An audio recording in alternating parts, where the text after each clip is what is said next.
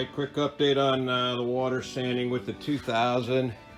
This is what it looks like while you're in process. The white here, that is the clear coat that's being cut off the car. So I will come back and wipe that all down before we go to the next paper. As you can see, I've got this plenty wet. You don't want to let it go dry. Solid advice. Anyway, this is what it looks like when you're sanding. You want to use long strokes. You don't want to do little short ones. Also solid advice. At any rate, that's the sanding process again. Be very careful rolling over any hard edges. You do not want to roll over these. You'll either cut them with your paper or you'll cut them when you go to buff. When you go to buffing, and you'll go all the way through. So this is what the mess is going to look like as you, quote, progress through the successive stages of sanding. That's right, it's all for now.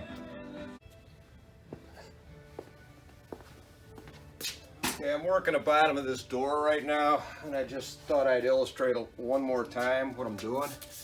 I keep spraying it, and then you're cutting with preferably as long strokes as you can put on there. And then you're going to reverse and come the other way. You never want to sand in a circle. Don't sand anything in a circle. That's not the way to do that. So I didn't say that before, but I said use long strokes. So it's pretty hard to make a long stroke if you're going in a freaking circle. But anyway, this is what it looks like as you're going to cut your way down this panel. Notice I'm staying away from the edges. I'll come back and dress those here after I get this process complete. So that goes on. Oh, that goes on for a while. We'll keep you updated. So today's Friday, which is a good thing here at the hangar. I'm feeling like maybe it's a steak, taters, and gravy day at the hangar today for Friday. We'll see. Perhaps we'll enlighten you later with some more thoughts. So we left off yesterday, at least as far as the sanding aspect, we left off with getting the car sanded down to 1500 grit. And I really used a combination of wet and dry, a little bit of 1000 paper here and there where I illustrated on a drip out of my gun, and any other things that are like that, I used 1000 dry and then came back with 1500 wet. So today is 2000. I'm using 2000 grit sandpaper. I mean, this stuff, the 1500 is as well, but it's very, I mean, you can rub your hand on it all day. It's very fine. So there are sand scratches in here. It looks smooth. It is smooth, but they're very small scratches. So we've got to get those out or they're going to scream when we buff it and shine it. So I'm going to be water sanding it. I explained yesterday that I use a spray bottle and this is all I do. I've used buckets, I've used a hose, I've used all kinds of things. I like this. It cuts the mess down and works just as well. So we are just going to go along and we are going to sand this car. Now I mentioned yesterday that I got a couple drops of Dawn in here because you'd be surprised how hard this block pushes. And you're not pushing down on the block, but you're trying to slide it across it. But even doing that, I can't illustrate the resistance, but you will feel that after doing it for 10 hours. So today should go a lot faster. And if you're actually using any of this drivel in trying to build your own car or do this, I've really tried to illustrate how to read the panels and what you're looking for, when to stop sanding, things like that. I don't really have any guidelines from here out on that. For cutting with the initial, I showed you how to read the panel and where to stop on that initial cut with sandpaper, in this case 1500. from here out, from 2,000 to 5,000, it's just straight whatever you're feeling. Um, so if you're trying this for the first time, do one panel, do part of a panel, and then buff it up and see what it looks like. We'll go through the buffing process when we get to it, so that you don't waste time with finer grit when you haven't pulled heavier scratches out, and you don't spend a ridiculous amount of time unnecessarily with any particular grit. So you'll get a feel for it, and the only way that you're gonna get that feel is through experience. And you know, the thing about experience is by the time you're old enough to realize you have it, well, you already have it. So there you are.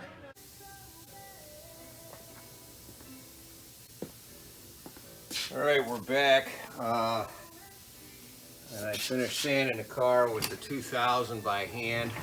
So I'm not sure exactly what time we got started sanding this morning. I think it was about 6:30. And it's give or take 10:30 now. So for the sake of argument, I did take like a 10-minute break, but for the sake of argument, I'll call it 4 hours. So that's less than half of yesterday, and each step will get progressively a little quicker.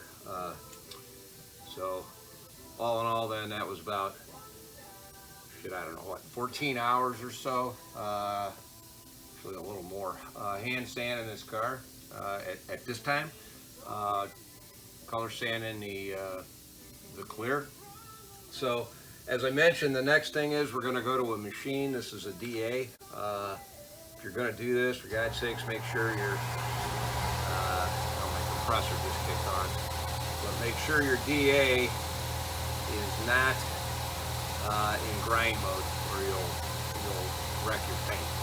For machine cutting this stuff, it's a DA, but you cannot just use the hard pad on the DA. You'll screw your paint up. It's got this good half-inch, it's effectively a spongy surface in between the hard pad on the DA and the mounting surface for your paper. So this is 3000 grit sandpaper, which is not rough at all, and it's on a Velcro type base because of the water. It has to be done wet. So you're going to put that on there, and then can't cut like that. Got to slow your DA down pretty much almost as slow as it'll go. And then what you're going to do, you're going to get it wet just like you did last time.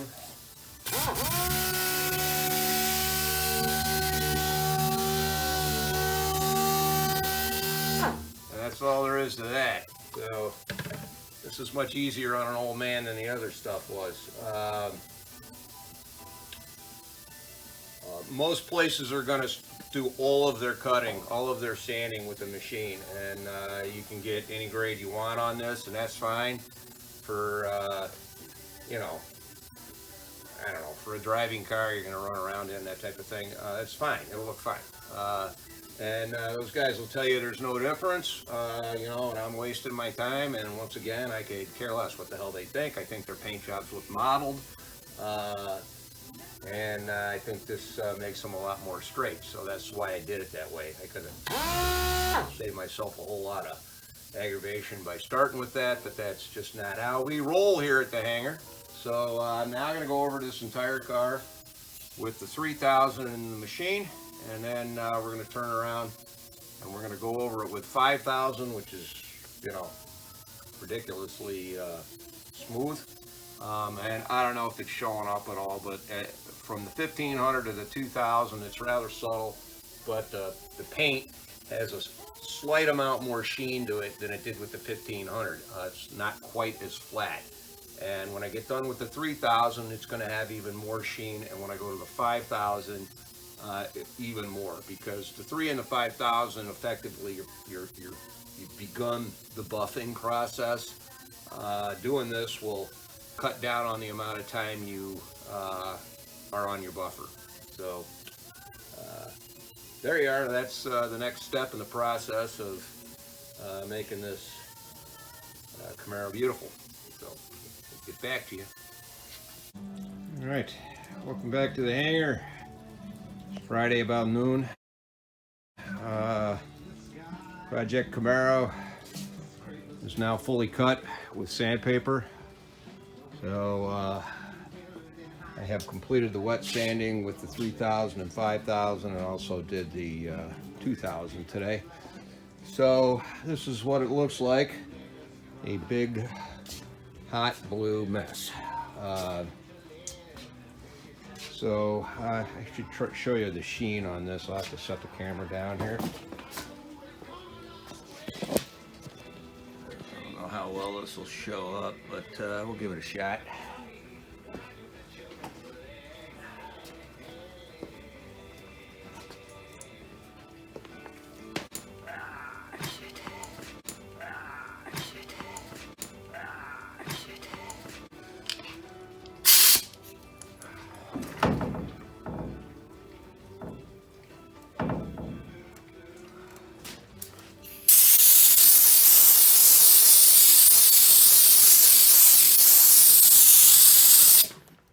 So here you can see that now it's actually starting to shine, reflect light. This is after being sanded to 5000.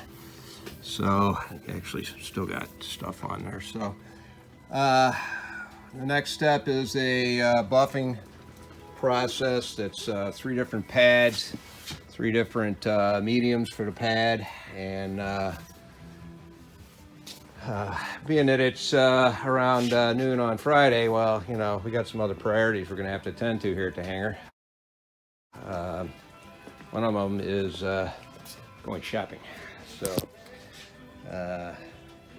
that's probably going to be about all that happens today. I will remind you, friends and family, which I assume is about our total audience here, that Big B, he doesn't know this is going on. I said that when I started cutting the car, or painting the car, and so he's going to get a barrage of these videos where I do some kind of a reveal where I'm going to have to screw with him in one way or another, and then I'm going to start shooting these at him. Now he will profess that he knew that this was happening, and you can call him on that BS, because, you know, I mean, I know he likes to think he knows everything, but yeah, no, he didn't see this coming at all. I told him the car wasn't going to be in color until next year when it warmed up, so it's several months out, and hell, we're not even supposed to have this car for till maybe March, so we're pretty far ahead of schedule.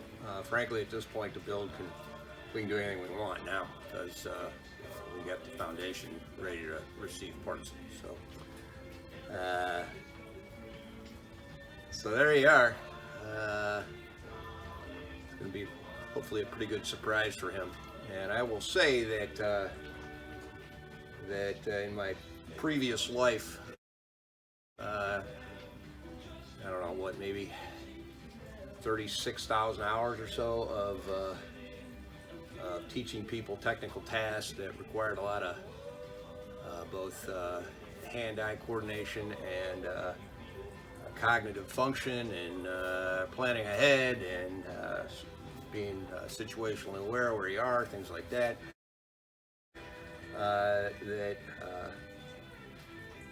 One thing I did rather subtly, in my mind, if I'm capable of that, is work on their mental state. And I feel strongly that I'm rarely the smartest guy in any given room. Well, I got a chance in here. But I do know this, that you can't take on any task, no matter what it is, unless you're mentally in the right place. So I'm hoping this helps.